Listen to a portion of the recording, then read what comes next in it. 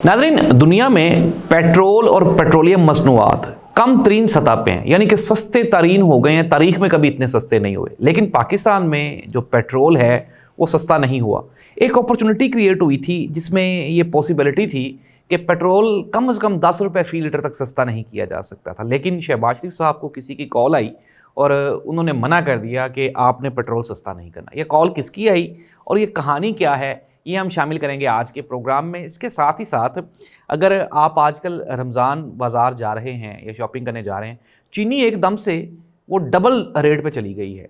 चीनी की कहानी क्या है? चीनी के साथ बिल्कुल वैसा हो रहा है जैसा कि गंदम के साथ हुआ था। गंदम यहाँ से पहले बाहर भेज दी गई, फिर वहाँ से महंगे दामों ख़रीदी गई और फिर अपनी यहाँ पे आवाम को बेची गई।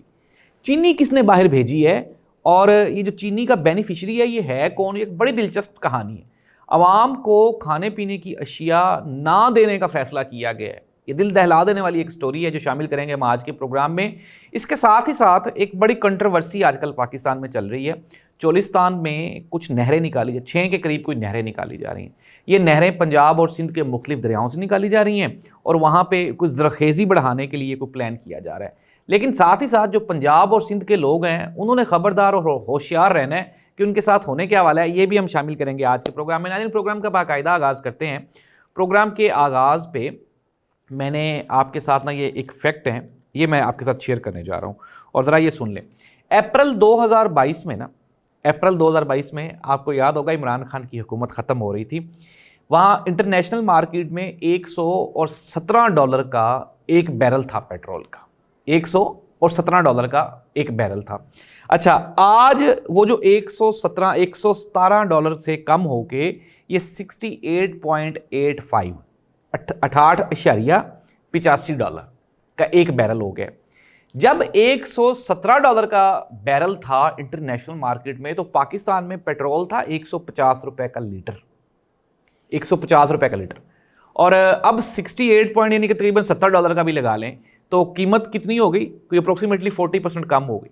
और आज पेट्रोल का लीटर क्या है? 250 रुपये लीटर। मुफ्ता इस्माइल ने कहा कि मियां मोहम्मद शहबाज शरीफ साहब ने पेट्रोल जब एक मरतबा सस्ता करने की, ये पिछली गवर्नमेंट की बात बता रहा हूँ, जब ये PDM 1 की सूरत में ये आए थे, इन्होंने कहा इन्होंने सस्ता करने की कोशिश की तो नदीम अंजम साहब जो कि DGISI थे तब के, उनकी कॉल आई और फिर वो खुद आ गए। उन्होंने कहा जी कि मियाँ साहब पेट्रोल सस्ता नहीं करना क्योंकि IMF के साथ हमारी बातचीत चल रही है तो हम डिफ़ॉल्ट कर जाएंगे। तो शहबाज शरीफ साहब ने कहा जी ठीक है, मैं तो नहीं पेट्रोल सस्ता कर रहा। नाज़रीन, सेम सिचुएशन अब भी बनी। अब हुकूमत के पास एक गोल्डन अपॉर्चुनिटी थी। कम से कम 10 से 15 रुपए फ़ी लीटर तक जो है वो सस्ता किया जा सकता था। समरी भी बना के भेजी गई ओगरा की जानिब से शहबाज शरीफ साहब को कि 10 रुपए फ़ी लीटर तक कुशन है हमारे पास। लेकिन शहबाज सरकार ने बजाय पेट्रोल सस्ता करने के वो 10 रुपए लेवीज़ की मद में उन्होंने इंक्रीज़ कर दी। यानी कि ये जो पेट्रोल यहाँ पे स्टैंड किया है, ये स्टैंड नहीं किया, ये 10 रुपए फ़ी लीटर हुकूमत ने बढ़ा दिया है, महंगा कर दिया है। तो नाज़रीन, ये आपको मैंने फैक्ट्स बता दिए कि जब 150 रुपये लीटर था तो इंटरनेशनल मार्केट से हमें 117 रुपये का बैरल मिल रहा था। आज जब 250 रुपये लीटर है तो इंटरनेशनल मार्केट से हमें $68.68 का मिल रहा है। हुकूमत क्या कर रही है? हुकूमत टैक्सेस बढ़ाई जा रही है। ये तो हो गया पेट्रोल वाला सीन। अब आए मेरे वो दोस्त जिन्होंने 8-8, 10-10 लाख रुपए लगा के तो घरों में सोलर लगवाए थे।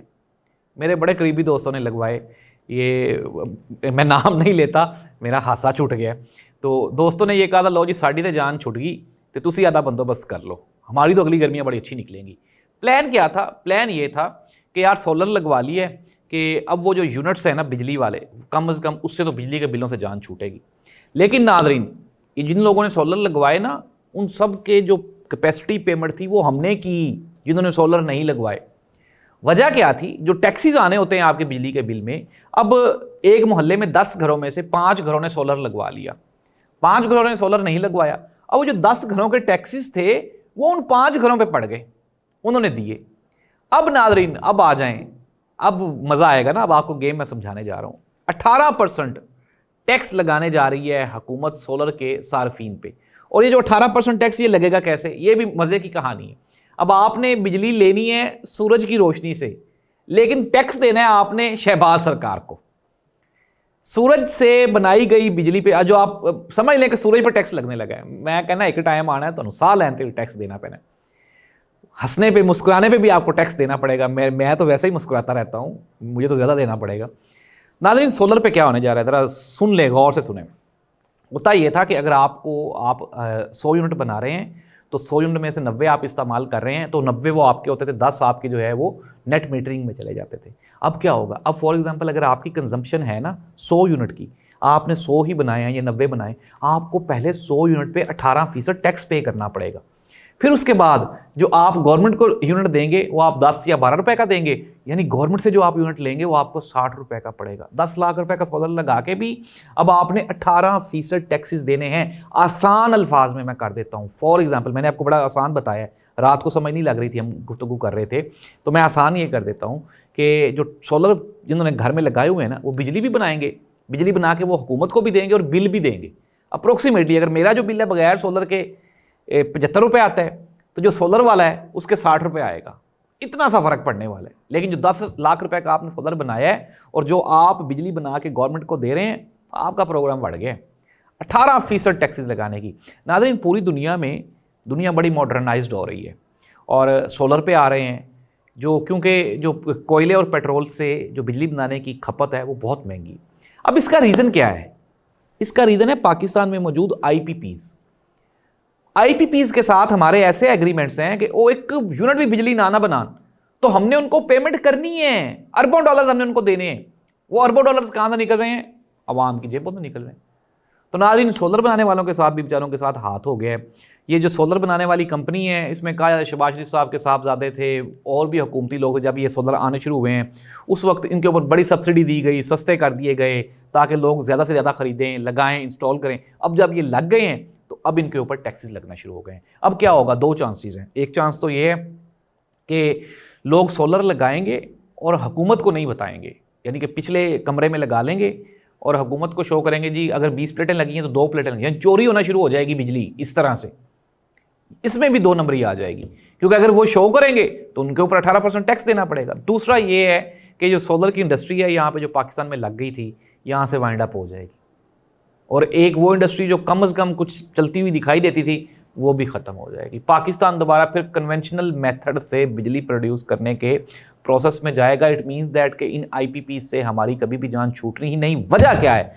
वजह ये है कि ये जो आईपीपीज हैं ये वही लोग हैं जो हुकूमत में बैठे हुए। चीनी का बहरान ये है कि पाकिस्तान ने जो कई मेट्रिक टन जो चीनी है वो एक्सपोर्ट कर दी, बाहर के मुल्कों को भेज दी है। अब पाकिस्तान में चीनी का शॉर्टफॉल आ गया। अब वहाँ से हम बाहर से शक्कर इंपोर्ट कर रहे हैं, लेके आ रहे हैं। उस शक्कर को हम चीनी में कन्वर्ट करेंगे। वो चीनी जो हमें 150 रुपए किलो पड़ रही थी वो अब हमें 210 रुपए किलो पड़ेगी। लग गया चूना, लग गया आवाम को।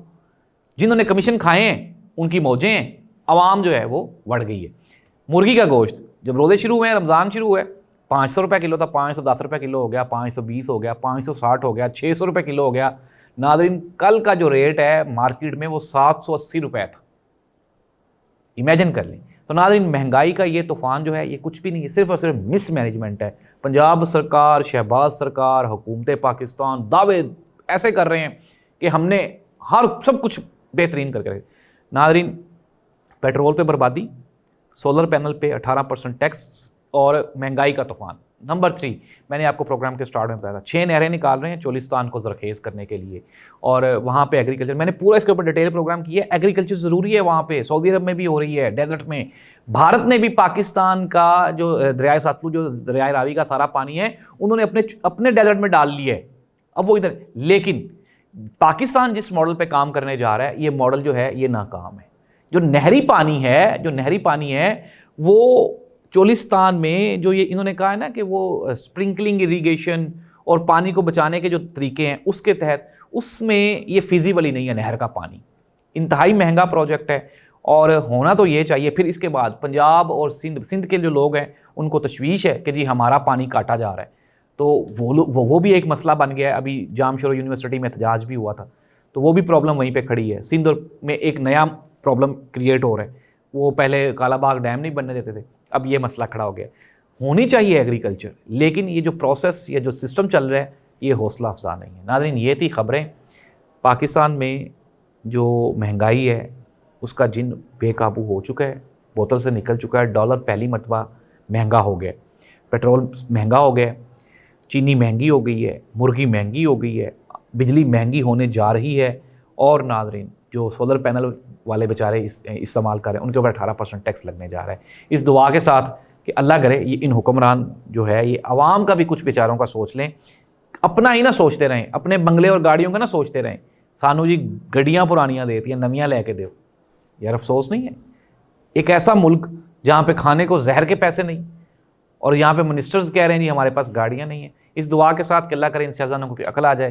अल्लाह इस मुल्क का हामी और नासिर हो। अल्लाह हाफ़िज़।